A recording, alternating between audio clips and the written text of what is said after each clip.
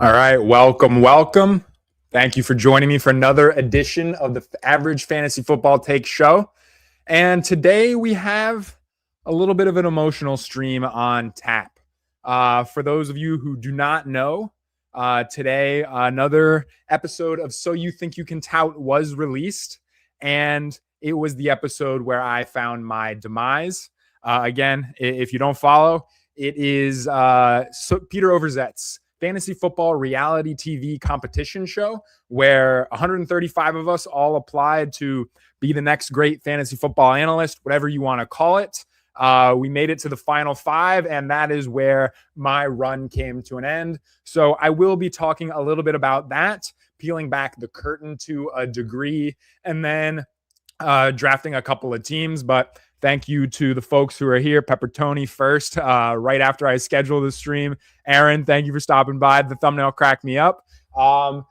Yeah, I am wearing the same outfit that I took the picture of the thumbnail in. I got home from work and immediately made a thumbnail because I forgot to do so earlier today. I did not catch the episode live because I was working, but I appreciate everyone who has left me kind notes and comments in the wake of my departure from the show. But so first, actually, I think it's probably best to kind of do this simultaneously. So I'm going to fire up a draft really quick. The PPR Frenchie just dropped over on Underdog. So I'm going to enter into that, and then we will kind of intertwine the drafting and the So You Think You Can Tout conversation. So I'm going to enter in. But yeah, so episode dropped today. I lost, and frankly, I'm not that upset about it. I mean, I think Pete, for what Pete's looking for, I can't get upset about his choice, his decision.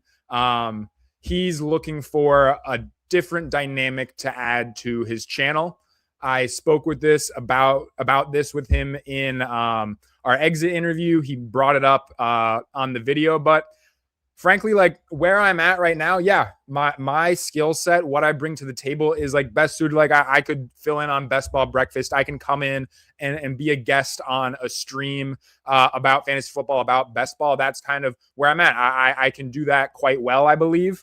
But if he's looking to add a different element, I can understand him having a hard time seeing the vision. Those other guys who are left, Cups, Squares, PPR, like he laid out the case pretty well. They all bring different things to the table that they can be hosts. They can be charismatic personalities, whatever it might be. So I can't complain about the result. I'm really, really happy with my run, happy with how things played out for me as a whole. I talked about it with Pete during my exit interview. I'm not upset in any capacity. If anything, I'm just really, really happy with how things played out. I made a lot of friends along the way. I got eyes on myself as an individual. I got eyes on me from people that I really, really respect in this industry. So not upset in any capacity, but we are hopping into the draft here at the 103. Let me get this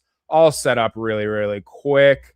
But if anyone has any questions, any thoughts on how things played out, happy to answer questions and peel back the curtain. Put him back in the competition. Hey, Pete's known to add a twist, bring people back, but I do think that the time for being brought back into the competition, that's all but over. Good run. Thank you, Best Ball on Call. Definitely had a lot of fun with it. My buddy Malik is in the chat. If you don't know Malik, I worked alongside him for quite a long time, a little over 2 years. But thank you for tuning in, Malik.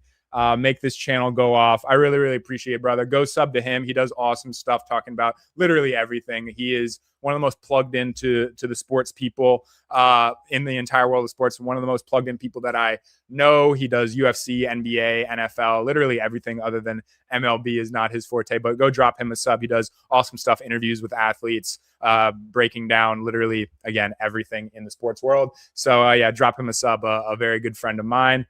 Thanks for stopping in, Chad. Bummed you're out, man, but glad I got to learn about you and your content. You have a really bright future. Thank you, Chad. haven't been able to tune into your streams much as of late. Been at work a lot in the morning these last couple weeks. So appreciate you, man. But same goes to you. Everyone who tunes in absolutely loves your personality and how you come off. So excited to see what the future holds for everyone in this competition. The road definitely does not stop here. I'm not trying to spoil the surprise, but we will have some more things coming from the folks who are a part of So You Think You Can Tout. So it is definitely not the last you have heard from me. I'll be streaming on this channel. I'll be writing. I'll be doing some other stuff outside of this. So it's going to be a blast. I'm excited for this upcoming football season. Redraft, as you all may know, is more my scene than best ball. I mean, I love best ball. I'm going to draft a couple hundred teams this summer, but redraft is where I love to really fire things off, get my takes out there. So like whether it be waiver wire or like trades, just how to approach things philosophically in the draft. We'll be dropping the first pre-recorded video on this YouTube channel in the next couple of days. I'm almost done recording and editing it, so it'll be out probably early next week. We got Kurt Rambis in the chat as well. GG's. Thank you, Kurt. Again, it was fun. Happy to see your boy Cups move on. I know you two got divided up a little early on in the challenge, but happy that he's moving along. He's obviously a great guy and very, very much deserving of being in this spot. So I'm excited to see what he does in the final. From what it sounds, I obviously no longer have inside information about how things are going to play out. But from what it sounds like, a crucial point of what the next challenge, the finale, is going to be is a pitch of what the show is going to look like. So I'm excited to see kind of what everyone brings to the table, what they envision a show being. I mean, we've kind of got to know to a degree these guys over the last couple months. So you kind of have an idea for what it would look like. But still, now they're going to have to articulate it, present it to the future boss man, and lay out their case for why their show should be on the airwaves in the coming weeks, months, years even. So excited to follow along with the competition, even though I'm no longer a part of it. I think regardless of who it is, they're going to do a fantastic job. Wish it could have been me, but it is what it is. About to be on the clock here. Derrick Henry's still on the board. I really do enjoy that. So hopefully he makes it here. We can pair him up with Jamar Chase, get some week 17 correlation going. Would be kind of surprised if he does not go here, though, to the guy in, he takes McBride. So, yeah, Henry's there for us. Grab him and just roll with it. Hopefully we can get a little Bengals, Ravens stuff building out here. See how these guys at the turn approach things. But also, in the wake of this competition, the feedback that I got from Davis, Pat, and Pete alike was that I kind of need to find my niche. I'm going to take Jeremiah Love here in the third round. Just trying to drill down on my niche. And I think that's entirely fair feedback and criticism. I've done a lot more in this space than like the public is privy to, or what kind of came through on the show. Like I've been doing fantasy football or sports related writing and like content for full time for 2 years. I'm no longer doing it full time, but I've done a lot with this, but I've gotten away with being a generalist, because when you're writing, you're just kind of in the fantasy space, especially you're covering everything. You have to do waivers, you get some player takes in there, you do trade targets, you do all that, yada, yada, yada, takeaways, whatever it may be. So being a generalist is kind of suited what I was doing for the last couple of years. So, and especially since I never really had my own video channel, like my own YouTube channel, I wasn't doing video on my own. I was being platformed by other people. Even as a writer, I never had my own like Substack or website. I was being platformed by other people. So now that I'm kind of like venturing into like a different sphere of being kind of like a solo analyst, and obviously I will want to, and I will collaborate with other people, but you kind of have to drill down on something. And I really do think that will be important as I progress and move forward into whatever this turns into as a video guy, as a writer. So I'm excited to kind of weigh that option. And like David said, I mean, I've thought about it, and I have some ideas kind of going on behind the scenes of like where I think I'm strongest and where I think I can come across best to an audience. But again, like it just kind of comes back to the point that I've not necessarily gotten away with, but being a generalist has suited what I have needed to do and what I have done over the last couple of years. But now I think the game's kind of changing. I think I need to kind of not necessarily branch out, but honestly the opposite, kind of hone in on what I really like and what I think is the best content coming out of my mouth, coming out of the things that I write. But let's catch up with chat here. Love how this is not a sob fest and you just go right back to drafting shippers. Yeah, it was never going to be sad. My overall experience with the show was so overwhelmingly positive. Again, like just the exposure that I was able to get and the relationships that I was able to form. And again, I'm not like super close friends with everyone who was on the show. I'm friendly and kind with all of them, but like I walk away from this show like believing I have new friends, and I'm excited to see how those relationships develop and like continuing to do content with some of those guys. So again, overwhelmingly positive. I'm just not gonna sit here and sulk even though I'm out.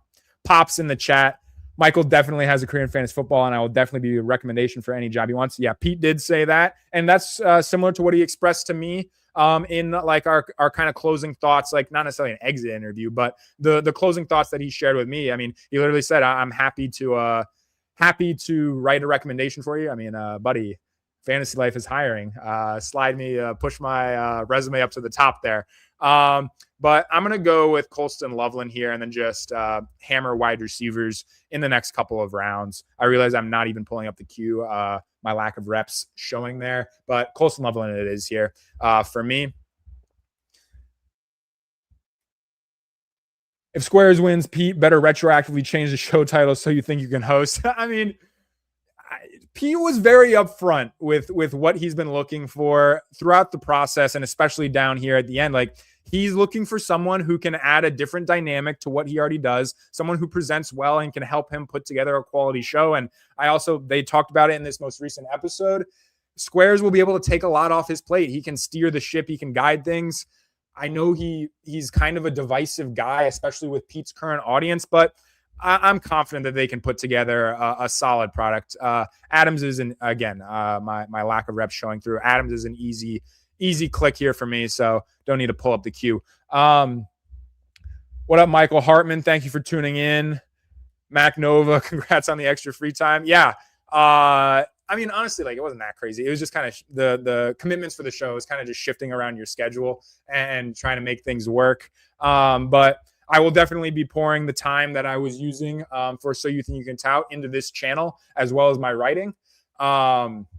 So expect to see me live a lot more often. Expect to see me putting together produced videos a lot more often. So I'm really, really excited. Again, I think someone commented it in the live chat or just a comment that I saw. I'm pretty sure it was a live chat that this is like a springboard. This is kind of like a jumping off point. And I think that's the perfect kind of way to think about it. This is just kind of only the beginning.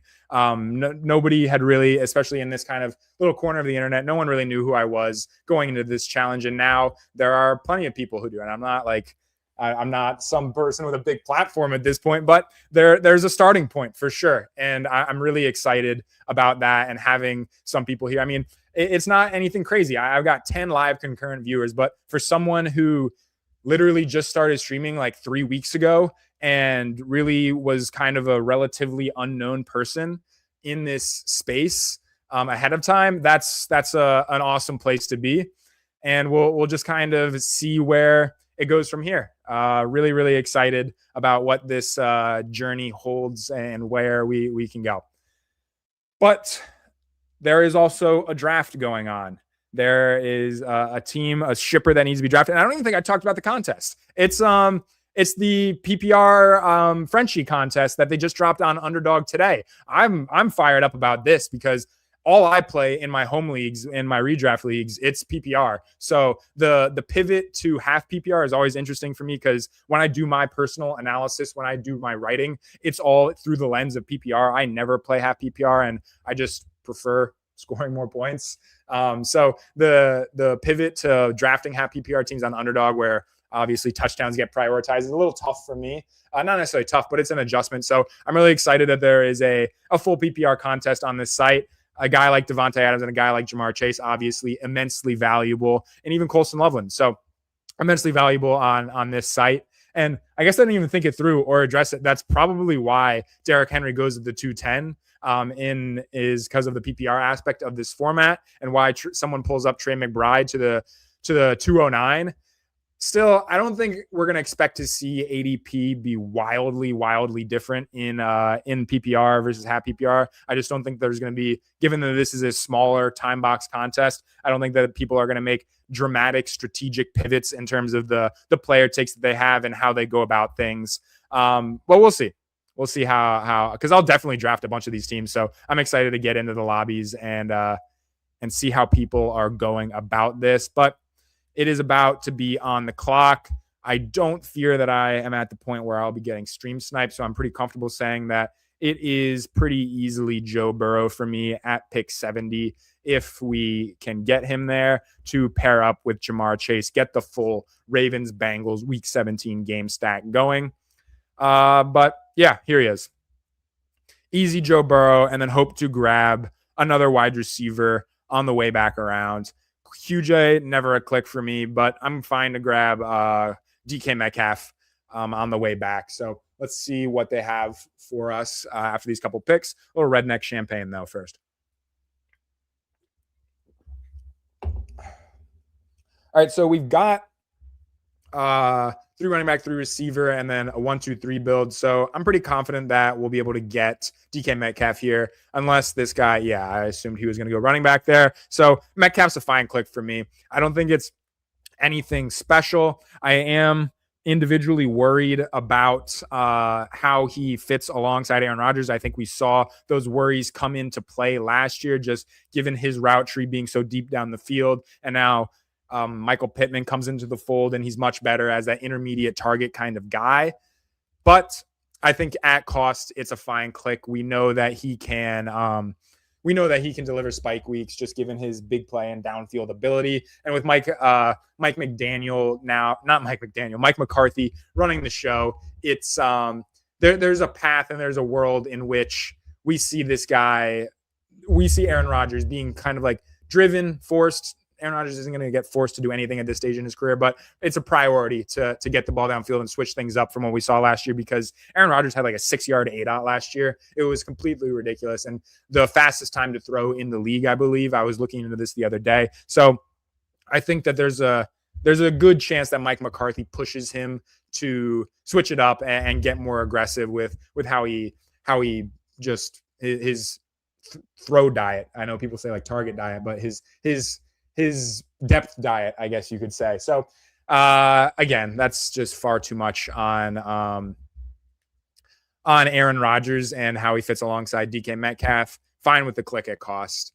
Let's see kind of how this team will continue to progress through the middle rounds here. I think it's shaping up fine. I would like to, it's not like the most comfy having DK Metcalf as your wide receiver 3, but it's not the end of the world. We'll add a couple of guys here in the coming rounds to round out this wide receiver room, and especially with Jamar Chase up top, I think we're in a good spot. But so you think you can tout? I'm trying to think of if I have like any other thoughts or takeaways on the most recent challenge or the experience as a whole. I mean, I'm not gonna lie, like I did think I deserved to be there in the final. Again, I talked about it earlier. I understand Pete's thought process. But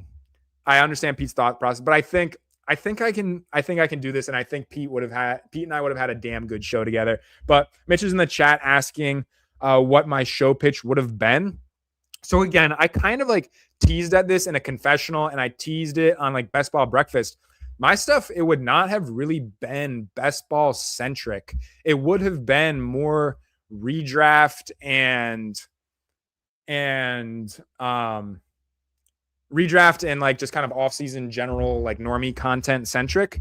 It My thought, and again, we never got to the point in the I never got to the point in the show where I had to make this pitch, but the initial kind of ideas and things that were rumbling around in my head were, I think it would be like kind of a pitch every week from me.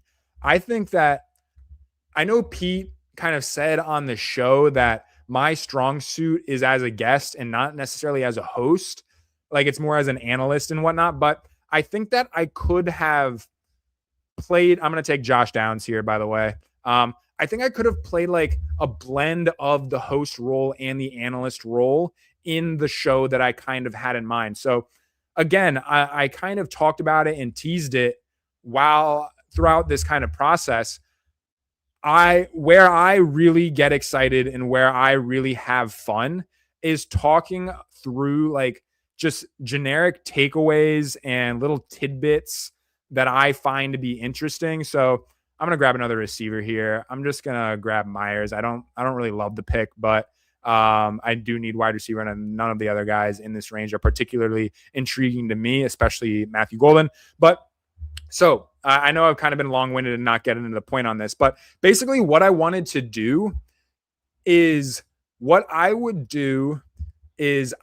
pitch Pete on a particular thing, like whether it be in season, it could be like a trade target or someone where we should like reevaluate our stance on, and like just something that doesn't immediately show up in the surface level stats. So like, let's say like, I don't know, like this is super basic, but like, let's say Josh Downs, I just grabbed him on this team. Let's say Josh Downs had a game where he had like a 30% target share, or maybe, yeah, like a 30% target share, but he only finishes with like 10 PPR points because he just doesn't hold them in. So what, like, obviously that like that will pop in like an expected fantasy points model, that will pop in someone who's kind of like combing through the data. So like I lay out my case to Pete as to why he should be a trade target. And then he kind of like either pushes back at it or like he kind of just like is able to be the one who like has fun with it. He's kind of like the entertainment value while I'm like the analyst value. So that's not a fully fleshed out idea, but something where I'm kind of like doing the takeaways or just like general ideas kind of thing and explaining my case. And then Pete and I go back and forth on it. That was kind of like a starting point. Again, I never fully fleshed out the idea of what it would fully look like, especially in the off season, but something where I'm able to just share things that I find to be interesting or find that will be actionable for people who are going into a draft or who are working their way through the redraft season. And then Pete and I just we just talk it through. We have some fun with it and kind of all that good stuff. I don't know if that's where I would have landed if I made the final and I had to like fully flesh out a pitch and share something that's a complete idea. But I think that was solid because it kind of blends what Pete's good at. He's kind of good at like, obviously he has an improv background. He's very funny. So kind of just being flexible and kind of injecting some humor into the situation while I'm kind of good at thinking through things and having like a fully formed kind of take and something that's interesting to add to the situation, especially in things that aren't just a live stream, things that are more prepared. Like I did my kind of worst clicks on the board. That was a live stream, but it was a little bit more prepared. I had some numbers in front of me. I had some talking points that I wanted to hit on. So I think that could have gotten us in a spot where we were both at our best. Again, whether or not Pete would have liked that idea and whether or not if I had fully planned out this pitch, that's where I would have gone remains to be seen. But that was kind of where I was leaning. So let's see if we can squeeze past the Puka drafter and grab Matt Stafford. That will be an easy click. If not, yeah, we sneak past the Puka guy and grab Matt Stafford. So that's a nice little easy stack for us here. So going back to the kind of the idea, I don't know if that would have been the best idea, because the other guys, they really kind of, I think that it's kind of clear cut what Pete will do with them regardless of who wins, at least from a general sense. Like PPR, he's in his element. So okay, I gotta go back real quick. Yeah. O'Hara's Unsung Heroes is a fun segment. Yeah, something like that. Like, or I mean, like it could be Unsung Heroes, or it could just me be dumping on guys, like just completely shitting on guys that I think are terrible clicks. Whatever it is. I'm gonna take Jordan Mason here. Nice little ADP value. Not as much value in a PPR format, but it is what it is. I don't mind that there.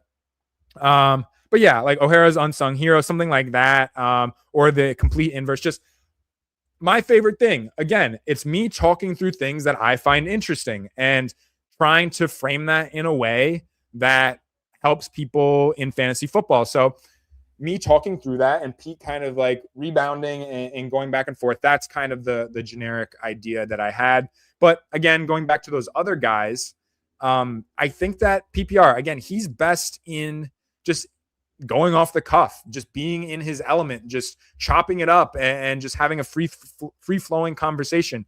He doesn't like the show with Pete and PPR. It could be nothing planned. They just jump on a stream every single week and they talk about what they think about fantasy football on a week to week basis. That like, I think PPR can thrive in like just not necessarily chaos, but that's really where he performs best. So I wouldn't be shocked if it's just like a very not underprepared, but just it's a live stream that doesn't have a show sheet. Tony, I think it's pretty obvious as well. He's just going to host Pete on some show. What the program looks like, I don't know. But if Tony wins, he's just going to play the host. Peter will be the guest analyst, whatever you want to call it, the partner in crime. And it will be kind of Tony steering the ship, extracting information out of Pete. And Pete's obviously a very smart, sharp fantasy football guy. So whatever they kind of do, I think the roles will be defined. And then Cups, I wouldn't be surprised if it's kind of a weekly dynasty thing. I know like dynasty is at its like kind of fever pitch in the near and around the NFL draft, but there's still people who want in-season content, like whether it be best moves to make for teams trying to win now, like that kind of stuff. There's a market for it, and that's where Cups is at his best as well. They're just working through the dynasty stuff, and I know his prospect profiling stuff is the biggest aspect of that, but he loves dynasty, so it would be no surprise if that's where they end up going. But I'm really, really excited to see the final episode. I think that Pete has a pretty brutal decision on his hands. I think all of these guys could be fantastic in a variety of capacities, even if it's not in the manner that I just kind of laid out, where I envision their respective shows going. So yeah, it will be quite interesting to see how these things play out over the next couple of weeks. I have no idea how long the episode is going to take to release, how long things play out, but I think at this point, everyone who's kind of dialed in has been tied up with this competition is really, really fired up for the final episode, or maybe it's even a two-parter. We'll see. But on the clock here, we're at a 2-3-5-1. So I'm fine to grab Gadsden here. Not many guys in this range. So I'm going to queue up a couple. This is going to be a 2 QB build for me, by the way. I'm fine to stop at 2 QBs here. So I'm going to queue up a couple of the Rams guys just so I don't forget to grab a Ferguson or a Parkinson. Yeah, I don't know. This might be a 3 tight end team, especially if I'm only going 2 QBs, and grab some Bengals. And I'll definitely try and grab a back stack, or not a back stack, but a game stack with a Raven. I don't even know if I like Gesicki at all. We're going to just kind of draft the best player here, see what we're working with. I don't like Pacheco at cost. This is really kind of a range where you have to take a receiver, which I'm kind of fine with. I don't really mind. Let's see what the ADP is giving us. Not a Flournoy guy. We're kind of getting too far down. I'm just going to take – I flip-flop on the Raiders guys.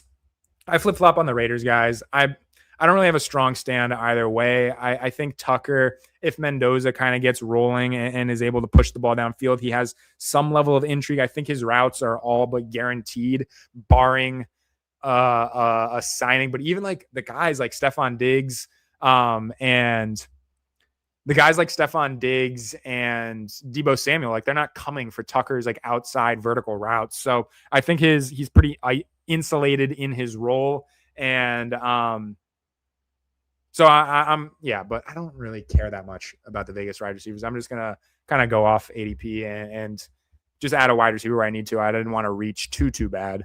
I forget you were a Stribling guy. I'm not a Stribling guy, Chad. I'm not a Stribling guy. I will take Stribling. Like Pat Kerrane, he's the one who made the case on ADP chasing. Like when I can get what is Stribling's ADP right now? Yeah, when I can get the 33rd overall pick in the NFL draft in the 170s. Oh, are you a Stribling guy? Oh my God, I'm so sorry, Chad. I got upset. Like, no, I will take Stribling. I will take Stribling. That's kind of where I was getting at. Like when you can get the 33rd overall pick, I'm so sorry, Chad. That's funny. When you can get the 33rd overall pick in the 170s, like I'm just gonna do it. Like if it fits the team and I need a wide receiver in that range, inject theoretical upside if he can get onto the field. If he's on the field in a Kyle Shanahan offense, I'm thrilled with that at pick 170. And we know injury-wise, Mike Evans is kind of fragile. Ricky Pearsall has been known to be banged up. So I do think that his most likely path, or just like playing that Juwan Jennings role, is kind of possible for him. But I do think his most likely path to significant playing time is through an injury. It's okay. I'm not one to label guys injury prone, but I'll take my chances on those two guys getting banged up. But yeah, I'm not standing or fading DeJon Stribling this year. I'll take him. And the board kind of sets up for us to take him, but I'm going to need to add a running back here with at least one or both of these next couple of picks. So let's hop over into the queue and see where we are at with these running backs.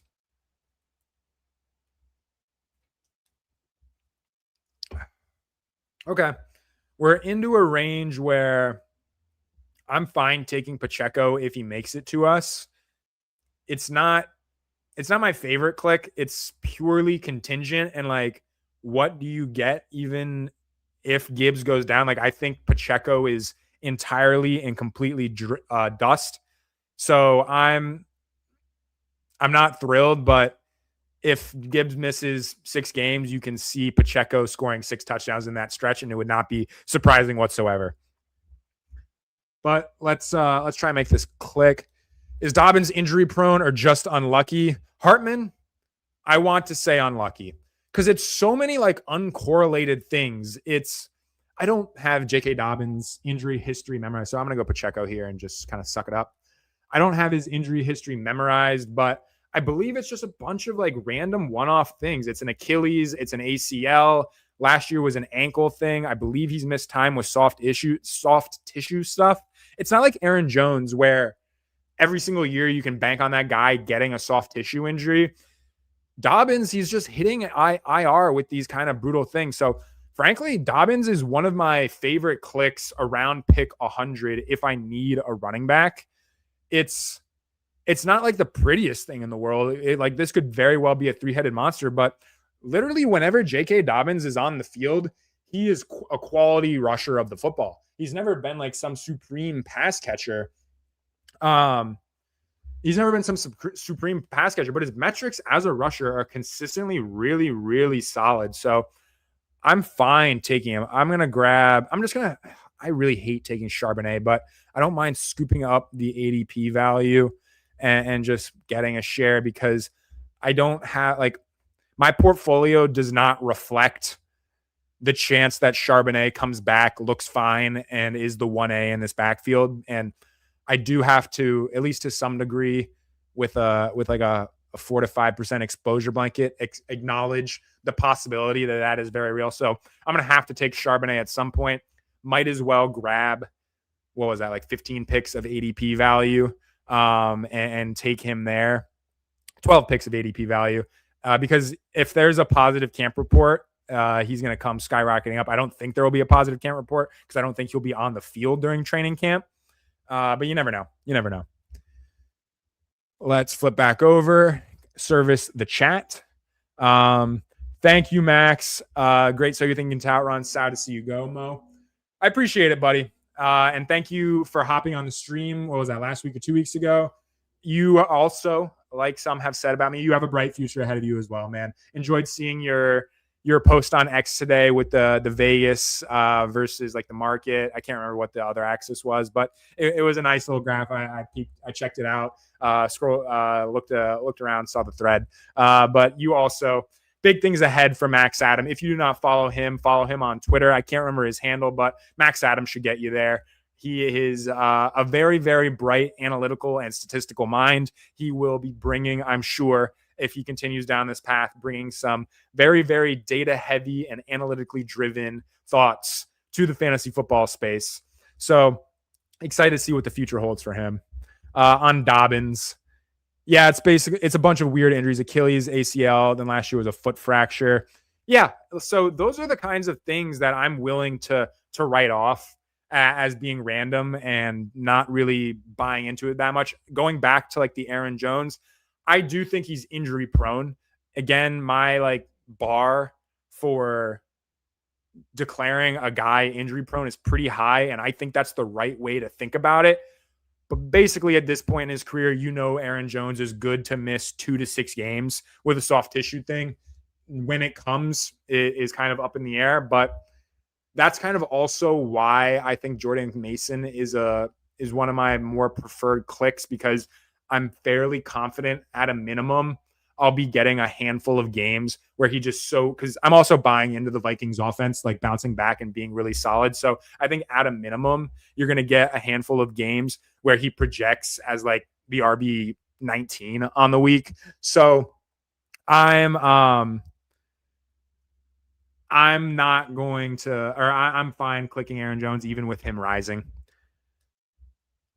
Or they're compensatory and will keep happening. Yeah, I don't know what compensatory means in this context. I'm doing my best PPR Tyler in this moment right here. Let's make a click. Ferguson goes. So I'm just going to grab another running back. I like Ray Davis. I think that he is the contingent play. I think that's kind of universally understood. He's the contingent play in Buffalo. So I'm fine with that. Yeah, I have no idea. Best ball on call. I have no idea what you mean by compensatory in that context. Perhaps I am missing something. But yeah, I don't know what that means. But yeah, maybe they are all just, they'll keep happening. Yeah, one happens after another. Okay, yeah, I could have used context clues to get there myself. Yeah, I'm not saying that's not impossible. That could certainly be the case and certainly be true. But again, when it's like different parts of the body, I don't know, and they're just like these injuries that are typically considered one-offs, I'm going to probably just make this a 3 tight end build and grab Parkinson here. And then we'll kind of figure out running back versus wide receiver with the last click. I'm not a doctor, and I don't know J.K. Dobbins' body.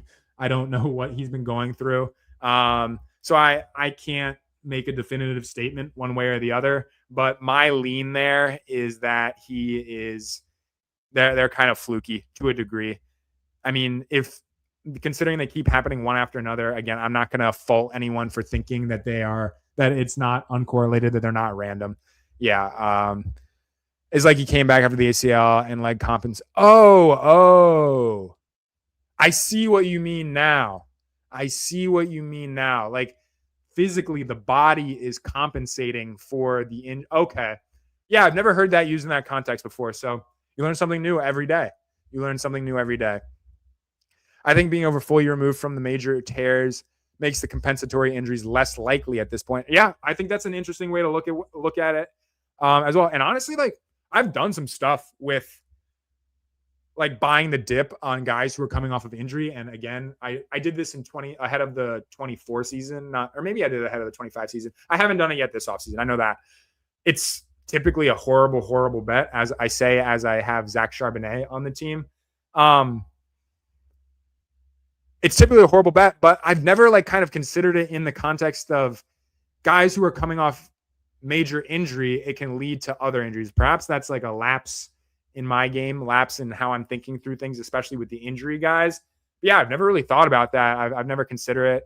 I think I've heard it brought up before, but it's not something that I've ever really thought through in terms of how to value and approach and evaluate, like think through these guys' outlook. So yeah, that's a really, really good point. Whether that holds true on Dobbins, couldn't tell you. I'm not going to sit here and predict whether Dobbins is going to miss time again this year. I've said it already. I lean towards those last couple of injuries being fluky, but let's think about this 18th round pick here. I've talked enough about Dobbins and his injury status, and I'm not even showing the board. God, I've had so many amateur moments today. That's okay, though. That's okay. It's an emotional day, in theory. Just got kicked off the show that I've spent the last 2 months doing. It's an emotional day. You're allowed to make mistakes when you're emotional. Emo does it all the time. Oh, I was going to leave this off at the top of the show. I completely forgot about something really, really important. Let me make this last pick here, and then I will share my thoughts on our beloved friend Emo Cowboy, who did some lovely things to me this week. He was oh so kind to me this week. Always oh so kind to me. Ooh, Claiborne. Nope. Sorry, guys. No Claiborne. Vidal. I don't want Kalen Black. James Conner. Dust. Everything is dust. Trash. Wide receiver it is. Tank Dell. Ooh. I guess we'll just take Brazil. Take a stab on a rookie. Okay. Team's done. Didn't service the audio listeners once. That's okay, though. No one's listening to this in audio format. Let's recap the team, though. Burrow, Stafford, Derrick Henry, Jeremiah Love, Jordan Mason, Pacheco, Charbonnet, Ray Davis. Nice little blend of some anchor running backs, a guy who will be heavily involved. And I'm not even showing the team. Jesus Christ. I am so glad that this was not what I was doing on streaming. I think I had a solid stream, but this is a disaster right here tonight. My head's out of the game. Just got out of So You Think and Tout. Got to find the excuses. Just got eliminated. Head's not in the game. That's okay. We'll be back. We'll be back and better. Charbonnet, Davis, Jamar Chase, Devontae Adams, DK Metcalf, Josh Downs, Jacoby Myers, Trey Tucker, Chris Brazel. I don't know. Colson Loveland, Gadsden, Colby Parkinson. Solid team. Got some correlation in there. Some week 17 correlation as well. It is going to be all good. This is a solid team. IMO. Don't know what y'all think, but could be worse. Let's get another draft fired up, and I will talk again. I teased it. I will talk about my good friend Emo Cowboy and just how good of a friend he was to me this week. Let's get to the chat real quick first. As a new streamer, I always forget to pull up the board. Yeah, I've been on the sticks on a stream in the past, not anything crazy reps, but it's tough to remember. I always forget. The Solver Sports. Is this ETR? I don't know. I think you DM me on Twitter. Like you DM me from your personal on Twitter. I'm listening in audio format currently. Well, thanks for tuning in, BBG. Also, BBG and I will be streaming next week, I believe, over on his channel. So make sure you tune into that. That will be on my Twitter. Should be fun. Biggest mistake was not putting emotional in the title. Didn't PPR teach you anything? Dude, I love hanging out with the Tower guys. I love talking with them, but got to draw the line somewhere. Just straight ripping. I already ripped PPR's like background for the stream. Gotta draw the line somewhere. He's got a Bluetooth surfboard. Yeah, he does. It's got speakers in it. Biggest mistake was not putting emotionally. Oh, I already read that. I'm a dumbass. Oh no, he just typed it twice, or at least it's showing up to me twice. ETR is separate from Solver, but yeah, basically same shit. Let's rip a stream sometime. Absolutely. Always down to stream, talk shop. Just hit me in the DMs on Twitter. I think we follow each other, but yeah, just hit me in the DMs, whatever.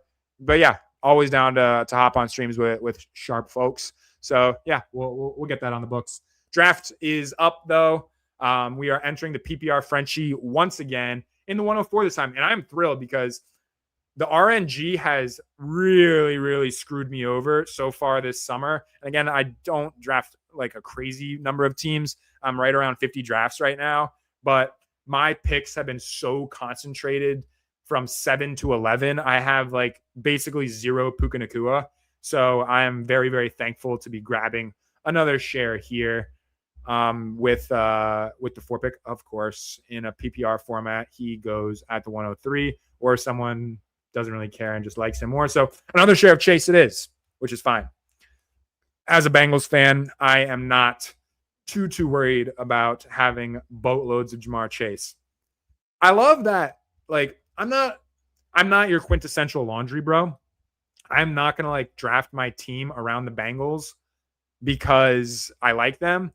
But I will admit, it is so nice being able to like draft the Bengals and have no real concerns about it, just because they're such strong fantasy assets. So that is a nice dynamic of being a Bengals fan, outside like other than the fact that we suck and we never win anything. But I get my guys in fantasy. I get to cheer for them, and I don't have to feel bad about it because it's an awesome offense and they're all basically all good clicks. Some people don't like Chase Brown, but it's all solid. It's all respectable.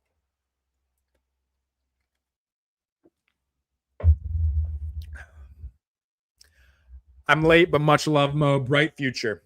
I appreciate it, Cups.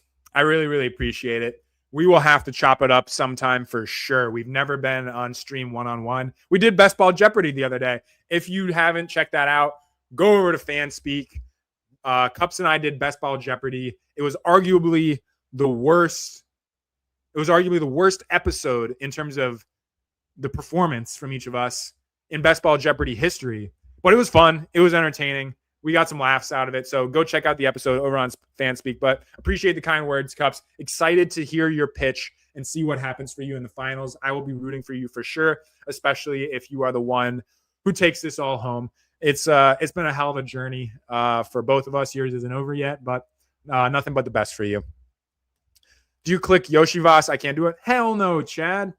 Hell no. This guy is the epitome of cardio. Even if like T or Jamar goes down, it's still going to be cardio. The volume is going to go to Gesicki or someone else. Like they like Mitch Tinsley. He'll never get clicked in fantasy, but he's not going to be a volume earner regardless of what happens in that offense. Best part of the Bengals is insulation with Flacco, floor insulation. Yeah, absolutely. I wrote about this last year, and I was like I wasn't proven to be wrong, but after I can't remember when I wrote it. I can't remember if it was the first game with Flacco or the first game with Browning. I'm pretty sure it was the first game with Browning because I was really, really down. I wrote up the Bengals. I was like, these guys, like Chase Brown might not be startable the rest of the year. And then Flacco saved them. So it was pretty brutal, but the addition of Flacco definitely saves things, especially for people who are super worried about injuries with a guy like Joe Burrow. Let's make this real quick and pick real quick. And then Max Adam has a nice little question in the chat for us that we will get to. I wouldn't mind scooping up either Drake London or Derrick Henry. Drake London in a PPR format seems like a nice click in that range. And then we grab a running back in the around the turn. Were you an Eric All bro? I think the question is, are you still an Eric All bro? Some are saying he could be a factor in the offense this year. Social media team putting him in the picture with the offensive weapons alongside Chase Brown, T, Jamar, Burrow. He was in the social media post. So do they have plans? Does admin have an idea of what Zach Taylor has cooking behind the scenes? But was I an Eric All bro? Not really ever. Like I would click him in the 20th round on DraftKings in his rookie year. But I've always called the Bengals Joe Burrow's tight end factory because they've just cycled through these veteran tight ends, and Joe Burrow has always like helped them get another contract. It was like Hayden Hurst. It was Hayden Hurst. Why am I blanking on the guy before that? There was another guy who like got a nice little contract because of Burrow. I'm going to take Jeremiah Love here. I can't believe I'm blanking on this. But it was multiple guys. Like he gave Oh, Irv Smith. Irv Smith was like in the league still because of Joe Burrow. He got like not Thaddeus Moss. Was it Thaddeus Moss? The guy from LSU, the tight end from LSU, he got him a job. No, it wasn't Eifert. It wasn't Eifert. Eifert was with Dalton. I'm pretty sure it was Irv Smith. He got him another contract. All played more snaps than Gesicki in 5 of 9 games together. Never forget. Yeah, but we'll see if that holds up. Don't think he's clickable, though. If you want to get like frisky and spicy on DK in a 20-round format, be my guest. I think Gesicki is the better click, though, just given the injury stuff on Underdog this year. And that's not like some hot take either. I don't even know if Eric All has a registered ADP over on Underdog. Like, you got to scroll the F down to find that guy. But if anyone wants my Bengals takes, I'm happy to show them. Famously, I am the one who goes to Bengals practice. I've been twice. Very, very fun. And I don't know what the narrative is elsewhere, but in Ohio, we get so much flack. Because they're like, everyone's hopping on the bandwagon as soon as they go to the Super Bowl. Buddy, I was at Bengals practice when I was like 11. I was at Bengals practice the year after they got Jamar Chase and they had like 5 wins. I've been there since day one. I will continue to be. Grew up with a Chad Ochocinco jersey, rep the Andy Dalton jersey, have the Jamar Chase jersey now. I will always be around. But we will never win a Super Bowl, unfortunately, because we are an incompetent organization. This is a fantasy football show. I'll show my Bengals takes if the people want them. Oh, yeah. I said I was going to talk about emo, and I never did. God damn. I'm such an idiot. Fuck emo cowboy, man. This guy sucks. So I'll pull back the curtain a little bit. So on Tuesday, we all schedule calls with Pete to find out whether or not we are moving on. Basically, he's like, I'll either give you further details for next week or I'll tell you you're eliminated. Obviously, I find out I'm eliminated, but my call is at 8:15 p.m. I am the last one to find out the news either way because I was working at the times that the other availability that Pete had. I couldn't make it. It's 8:15 p.m. At like 6:45, Emo texts me, congrats on the finals, bro. Good luck. I'm like, are you shitting me? I've been waiting all day for this, and you just go out and spoil it? And then he's like, oh, I don't know for sure. So I think he's like, he knows, but I think he's trying to like just like roll it back and like make me not feel as bad. Let's make a pick here. I'm fine to grab McLaurin. Actually, no, I'm gonna grab Scat in a full PPR. I don't have much of Scat anyways. So Emo's like, congrats, bro. And then I'm like, what are you doing here? You're spoiling this for me. And he's like, oh, no. I don't know for sure. But I'm still thinking like, oh, yeah, he definitely knows. And he's just trying to walk it back. And then I get on the call with Pete and I'm out. I'm like, God damn, bro. I was like so hyped for like an hour. I was like, yes, like he's definitely just lying to me. He knows, but he felt bad because I told him he spoiled it for me. And then and Pete, I literally 3 seconds in the call, he's like, yep, you're out. And like, it wasn't like, he wasn't mean about it or anything. He got to the point. And we had a nice 30-minute conversation about kind of some of the things that he addressed in the episode. And we talked about some other stuff. He was very, very nice with his time. He gave me some advice. We talked things through. But yeah, I was pissed at Emo. I'm still pissed at Emo. Like, what's the point of congratulating someone if you have no idea whether it's true or not? Let's make another pick really, really fast. I don't mind grabbing another Devontae share, especially in a full PPR. Let's see. Or a Henderson. Just hammer the rookies and the second-year RBs. I don't have enough Henderson, so I don't mind kind of grabbing him in a format where pass catching is rewarded. Let's see if he gets to us, though, with this guy only having one running back ahead of us. We'll see how he plays it. If not, I can pivot to Adams instead. Okay, he's there for us. Jameson Williams goes. Travion it is. Not too upset by that. BBG still in the chat. I'm sure he is thrilled with that. Yeah, oof. Yeah, fuck Emo. Emo hit you with an elite slow roll. He wasn't even trying to slow roll. He was just being a dickhead. Emo's show idea was actually just rug pulling people. Yeah, that's where he thrives. And I'm actually not upset at Emo. Like, I'm a little pissed. Like, why the fuck would you text that when you don't actually know? But now I'm not upset at him. Obviously, I got over it. Emo told me I want to. Yeah, I'm sure he did, buddy. Yeah, ship it for Hendo. Thanks, BBG. Unfortunately, the Bengals aren't more ambitious, buddy. Story of my life, Hartman. Story of my life. They're like, I don't know, like how in tune, like the national media will cover the Bengals now that they have like Burrow and Jamar and stuff, but I don't know like how in tune the people are with like how the Bengals organization actually functions.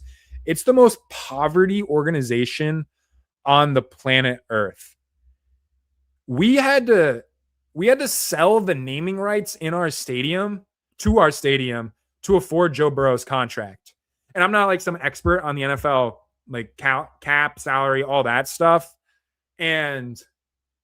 But I do know this. Like, so if you guarantee money in a contract, that money has to go into escrow. Like, you have to have that in cash. It has to go into escrow. So, like, it can't get fucked with so the player can get it. The Bengals sold the naming rights to the stadium to put money into escrow for Joe Burrow's contract because they didn't have the cash on hand. Like, we are so poverty. We like sold our old TVs from the stadium. They were updating the TVs in Paycor Stadium. They're like selling the old TVs to like scrape together a couple grand. It's ridiculous how poverty we are. And then the mechanics of the front office, they hate giving out guaranteed money outside of the first year. Their approach to extensions is just terrible. It's basically a mom and pop shop. They will never fire Duke Tobin. We don't even have a real GM. It's just like a friend of the owners, basically, who they trust, even though he's dog shit. He just like gets handed Jamar Chase and Joe Burrow, and that like saves the day. Other than that, like one of their only good moves is signing Trey Hendrickson. They're trying though. They're trying to change.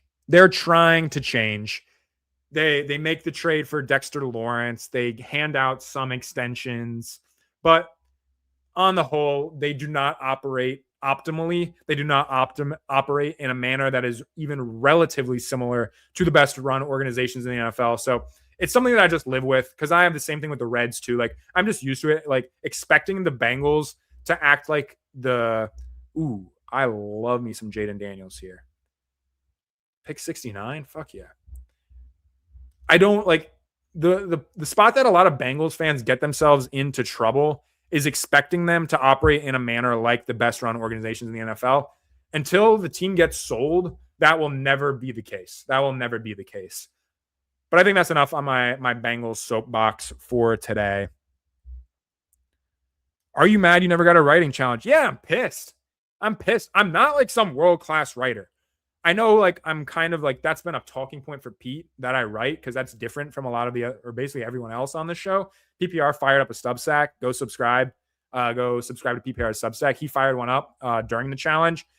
But I'm very, very confident. I'm not a world-class writer, but I'm very, very confident that I can articulate written fantasy football takes in a manner better than everyone else. But I got to the point, like, a writing challenge was never going to be on the table for the final five. That's just not how it was going to work. Let's make this pick really, really quick. I need a wide receiver kind of bad. I'm fine to pull up Reed. No, Lemon. I wouldn't mind pulling up Reed though. So it's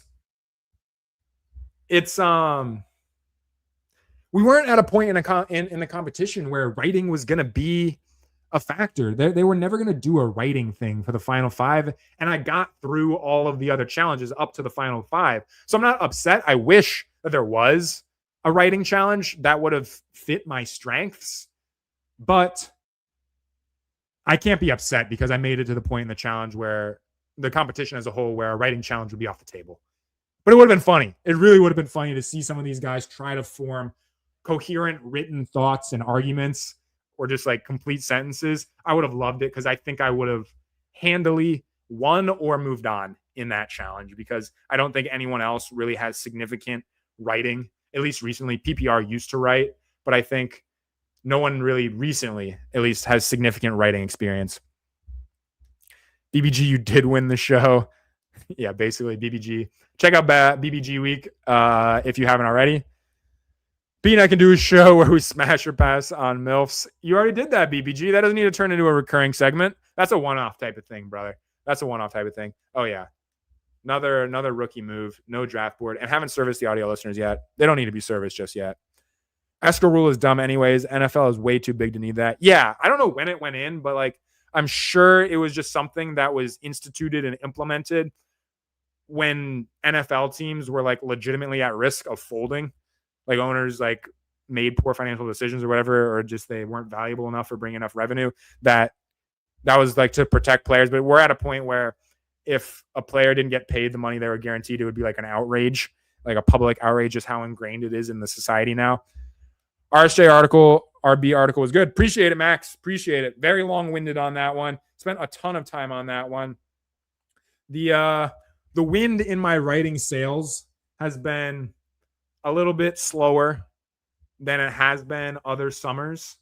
So I haven't been writing as much, and I've been trying to do a little bit more long form, but I will definitely be ramping it up in this back half of July and throughout August. So expect to see a lot of written content from me, but we're on the clock here. Let's flip to the board so we don't get, oh my God, I might get auto drafted here.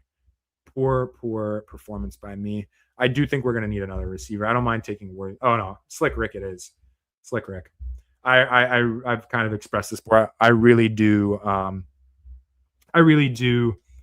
like Ricky Pearsall. That's fair, non-derogatory. Yeah, I mean, I used to write a lot, like a lot. I still want to write a lot because I do enjoy it, but again, kind of pulling back the curtain on kind of my background and my personal stuff, I was busting my balls and really grinding my ass off as a writer while doing some other things. Like I've like managed like social media platforms before. I was doing some video stuff. I was like editing. I've kind of done it all in like not to a super, like I haven't done crazy amounts of video stuff, but I've dipped my toe in the water of just about anything you can do in the sports media space. And I was really no days off grinding my ass off for like 3 straight years. So I did kind of slow down a little bit this summer in terms of my just content production levels. But now that we're getting into redraft season and now that I'm officially off this show, it's full steam ahead. So expect to see a whole lot more from me over these next 6 weeks ahead of drafting season. One more pick to make though. Let's make it. We could grab, I would not mind grabbing Purdy. I'm scared this guy's going to take him. Yeah, let's grab Purdy. Or we could grab Dart and pair him up with Scat and then grab like a flyer on someone else in the offense. Nah, I think Purdy's just straight up the better click. I talked about it a little bit. Like Purdy, the thing with him, he's busting his balls and grinding his ass, people. Yes, I am, BBG. Not right now. I haven't been like the last 2 months. But for the time before that, behind the scenes, grinding away, writing, editing, doing a little bit of everything. Some people say I'm on my emo arc right now, complaining about how hard I'm working and no one else is. But no. It's we're back to business now that it's officially regular person drafting season. I know everyone else, probably most of the people watching this program have been drafting for quite a while. But it's regular person drafting season now, so we'll be back.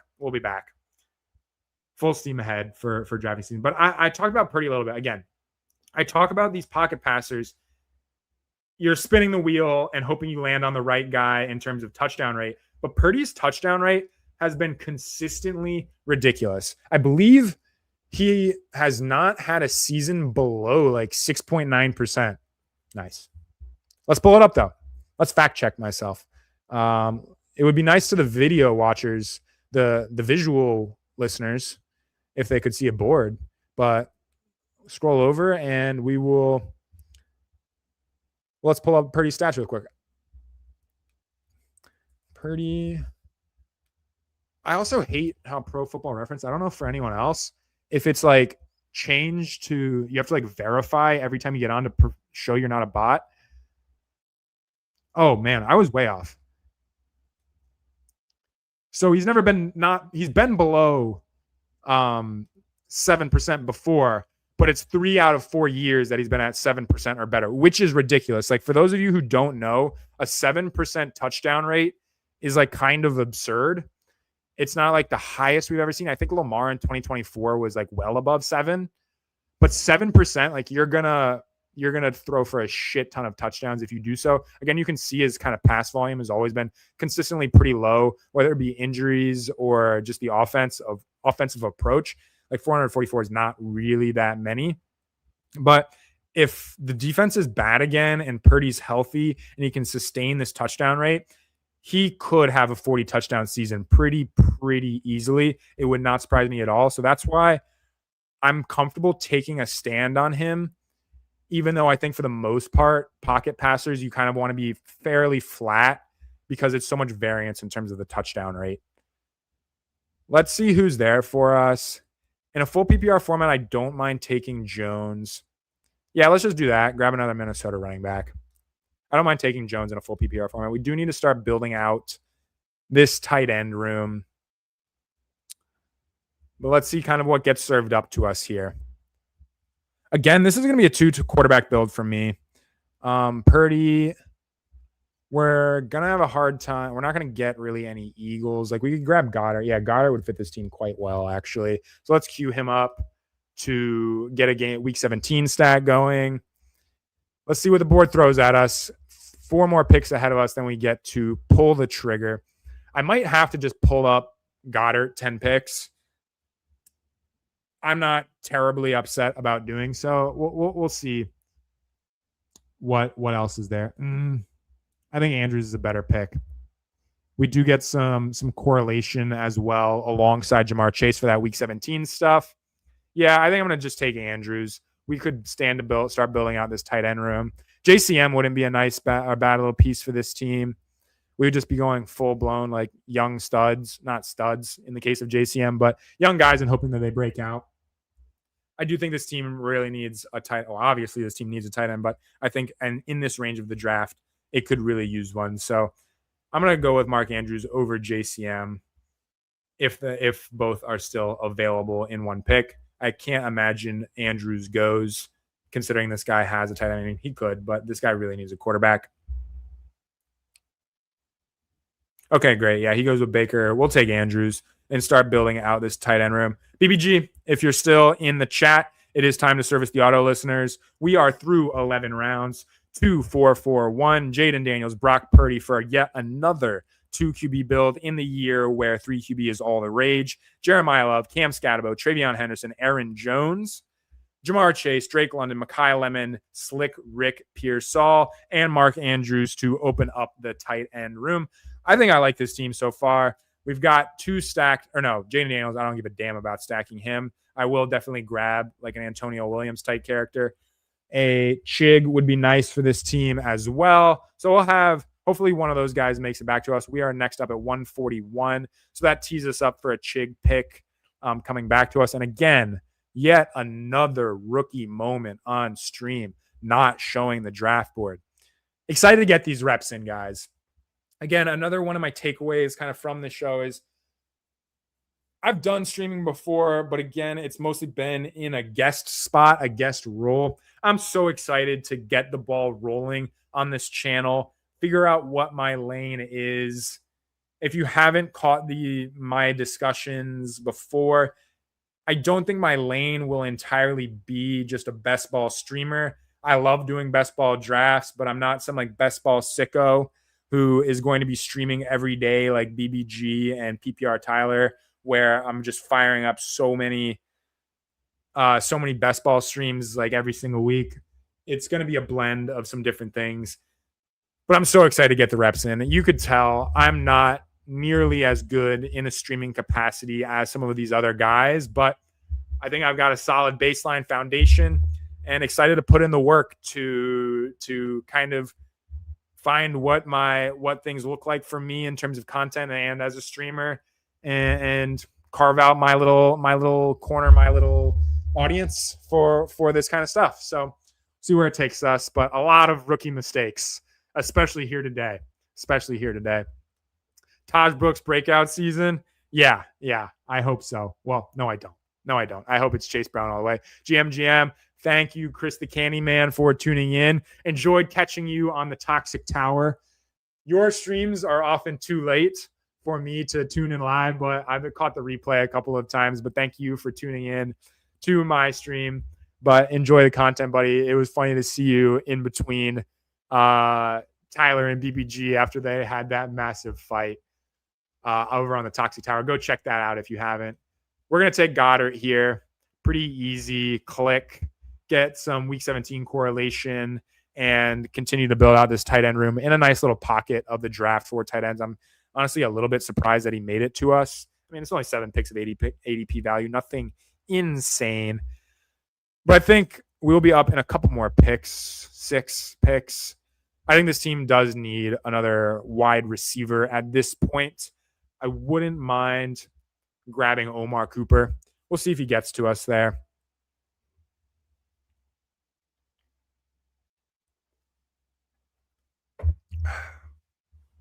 Okay. Cam Ward comes off the board. One of the things that I've talked about this, I can't remember if it ever aired on an episode or if it was just on some random stream or some piece of content that never made it into a So You Think in Tout episode. One thing that I commend the people who have so many reps doing live stream drafts, one thing I commend them for, holy shit, the level of multitasking that is required. And I knew this because, again, I've streamed best ball drafts in the past. I was just with a co-host / I was playing as the guest, and there was other people involved, so I didn't have to keep an eye on everything. But one thing that I appreciate so much is just the level of multitasking that goes into this. I'm fine with Boston here.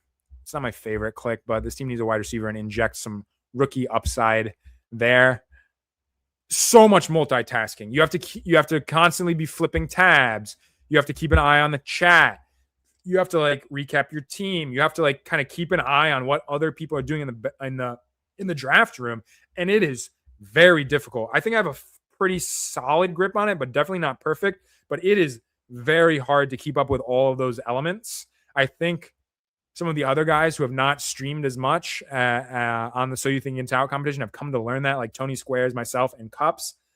But it is insane that these people, and I guess theoretically I am one of these people, but the people who are very, very good at best ball streaming, what they all have kind of floating around in their mind all at once in terms of just making the product as quality as possible. So big props to the guys who do this basically for a living or are just doing this all the time, because it is no easy task. Like if you're just drafting by yourself, you're just thinking about the picks. You're kind of keeping an eye on what other people are doing. You can just basically have your eyes glued to the draft board, but there is so much else going on when you're streaming this stuff. So I have gained a lot of respect for the streamers who already have a lot of reps under their belt and are more polished than myself. But one day we'll be there. Talked about it earlier, but this is just the starting point for what I'm wanting to do and hoping to do in this space and with this channel. So room to grow, room to continue to progress. Nothing but optimism from my perspective moving forward. That's what I expressed on my call, Pete. That's kind of what I've expressed in the exchanges with the people who have reached out to me following my departure from the competition. Okay. I'm a couple picks away. 2-4-5-2. Could grab another running back here. It's a pretty ugly range to need running back, but you could get like a Dylan Sampson who theoretically has like standalone value as a pass catcher, or there's some interesting handcuff type of guys. So see what the board tosses to us. Lou, thank you for hopping in, man. I have enjoyed the content that you've been putting out, the So You Think You Can Edit content. If you have not, go subscribe to Lou's channel. He is a part, I don't know exactly what Lou does, but he is a part of Pete's editing team and production team who have been putting together this show.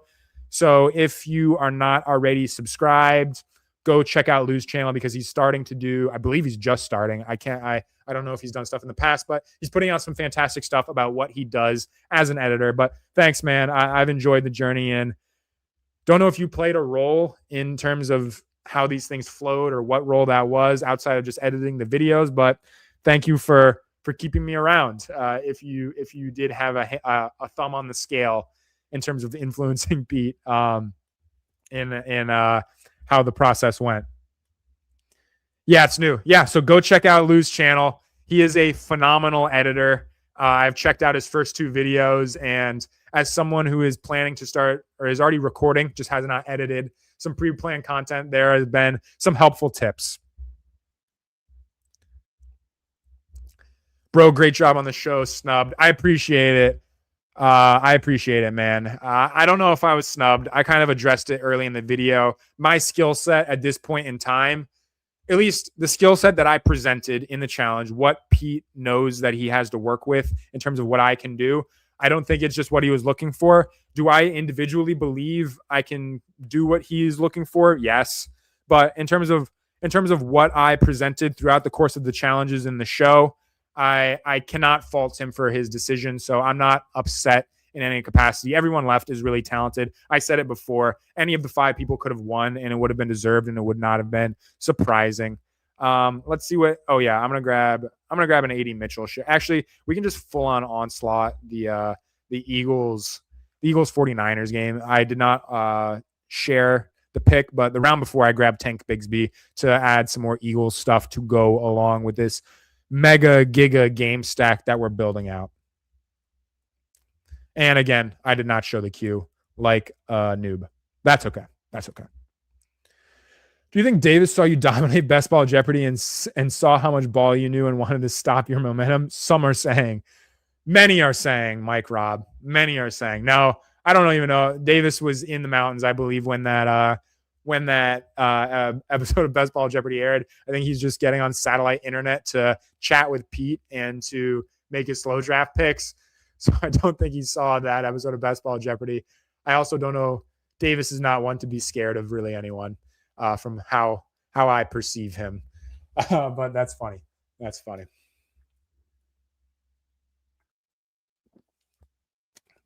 I will not reveal. So going back to Best Ball Jeopardy, I advanced. I beat Cups in pretty dominant fashion. I don't think I was that great. I felt like I didn't get that many questions right. But I know, I won't spoil it, but I know who I'm facing in the next round. Let's just say it's someone who has probably done 20 to 50,000 more drafts on Underdog than me ever. So I have my work cut out for me. If I want to reach, I believe this is the quarterfinals. So if I want to reach the semifinals of Best Ball Jeopardy, it will be a tall task, considering it is just trivia about like ADP and stats. Maybe I can carve out a lead and hold my own if there's like more stats driven stuff, and I can beat him on that. But anything ADP wise, if I don't get it right, I fear that he will. So it is going to be a challenge. It will be an uphill climb. Let's take a look at this team really quick. We're about to be on the board.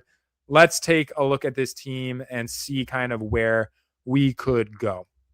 So we are 2-5-6-2. This will need a third tight end. Antonio, like stuff for the Commanders really won't be there for me. I can plan to grab like a Katron. I really do like Katron. I'm never going to click Burks. If he's a guy you need, so be it. We do need another tight end. A slap it up and take T. Ferg in the 16th would be kind of my lane to go down. See though. We'll see. I don't mind going tight end here, especially kind of how things are playing out. Tucker's not a bad click either at 189. Or Ray Davis. I think that this is going to be pretty balanced. Would like to add a 7th wide receiver, though. Okay. T. Ferg makes it back to us, hopefully. Don't have to make an interesting decision. 3, 2, 1. Time's out. Take Sean Tucker. Ferguson it is.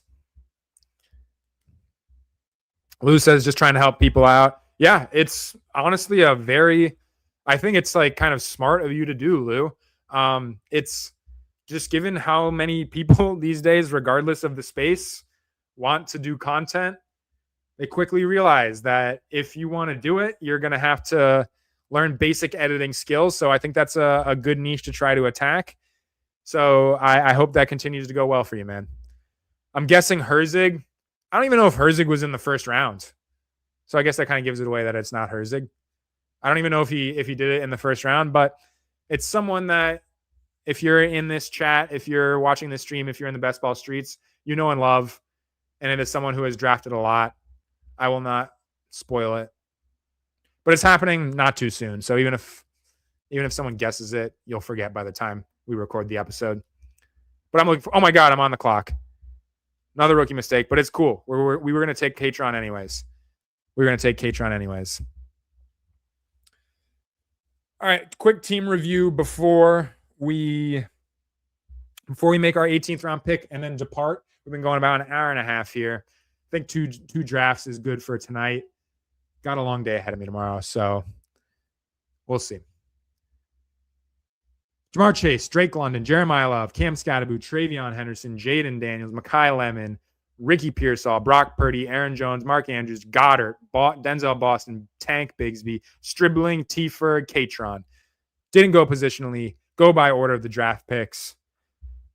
Some are saying I could be feeling a little rattled today. I don't internally feel rattled, but the way that I've gone about the intricacies of pulling off a stream have been a little poor to my standards. I'm okay being transparent. I don't have to put on a competitor's facade anymore. I'm not a competitor anymore. I can just be straight up with the chat, straight up with the viewers. Not my best performance today, I would say, but that's okay. That's okay. The combined age is 100 and O'Hara is only 24. LOL. Come on, Mike Rob. Give me some respect. I'm 25, man. 25. I'll be 26 in November. I'm basically 25 and 3/4. Basically 25 and 3/4. IDK, if you mentioned it earlier, but are you Jones or Mason in best ball? I've been flip-flopping a little bit. I found myself clicking Jones earlier in the year because the way I see it is that he's basically, no one's coming for the pass catching work. Damon Claiborne, I see the path, I see the argument, but at his size, even if someone goes down, I just don't see him playing a meaningful role outside of like a gadgety type of thing. And Jones, I think he's just basically guaranteed as long as he's healthy to get pass catching work. And we know that from week to week, that can deliver 18 points if he grabs 4 or 5 balls and scores a touchdown, and is efficient with those opportunities. Maybe not 18 points, but usable weeks with some rushing work and the bulk of the receiving work. That's enough. But then I kind of just started digging into the numbers and thinking through things a little bit deeper. And I found myself buying the steam on Aaron Jones. They talked about it buying the steam on Jordan Mason. They talked about it on ship chasing, and they kind of, in my opinion, they distorted what the report was. So a guy, don't know the guy who he was, sat down with a respected Vikings beat reporter / insider, and then he kind of wrote up an article about his findings or his takeaways from the conversation. I'm going to add a 7th wide receiver here, TBD who it is. I don't want to click Brazil again. Yeah, we'll pay tribute to Emo and grab Keenan Allen. Let's close it out with some thoughts on Jordan Mason, and then we will get out of here. So some guy sat down with a meaningful beat reporter or a beat reporter who covers the Vikings and wrote up an article about his takeaways from the conversation. But I listened to the conversation. I listened to what the guy actually said. And basically what he said is kind of what we're all thinking. Aaron Jones is going to function as the 1A. He's going to be the rushing work guy. I keep missing these guys up. Jordan Mason will be the 1A rushing work guy, and Aaron Jones will still play a role as a pass catching back. But that kind of like 1A, like lead back kind of phrasing has pushed Jordan Mason or has pushed Jordan Mason up, but it was also for me kind of like the spark to like kind of do a deeper dive into Jordan Mason and kind of what I think of him, what I think of the offense, what kind of role I expect him to play. And to be frank, this guy has been efficient. He's broken tackles. He's been relatively explosive. He's generated yards after contact. He's been like, in terms of like the metrics that we use to gauge talent, Mason has been good whenever he's gotten an opportunity.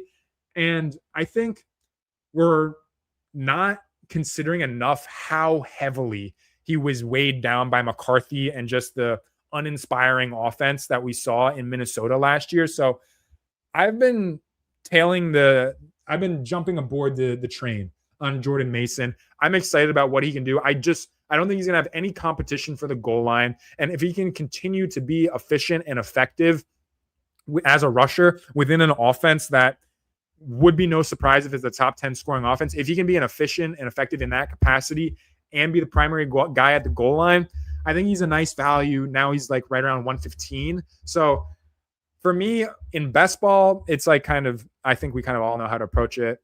It's if you're building out something with the Vikings, if you kind of need someone to push things along early in the season because you're planning to heavily invest in some like younger talent, some breakout candidates, some handcuff guys. But in redraft, for me, it's basically only a click to make if you're building out like a very heavy hero running back team. Like you grab a Gibbs and then you don't grab anyone else until like the 9th rounds, or you're just doing full-blown zero running back in the year 2026. So that's kind of how I view him on a format by format basis. Yeah, this is summed up what I just said in 3 minutes into like 7 words. If the Vikings are good, Mason go Burr. Exactly.